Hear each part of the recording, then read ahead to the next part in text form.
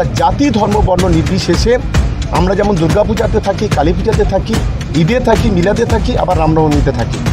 এটা আমরা সঠিক জায়গায় আজকের এবং আসতে পেরে আজকের আমার হিন্দু ভাই বোনেরা যারা এখানে রামনবমী পালন করছেন তাদের পাশে থাকতে পেরে আমি নিজেকে গর্বিত। আজকে যারা ধর্ম নিয়ে যারা রাজনীতি করতে চাইছে তারা হলো এই বাংলার কাপুরুষ।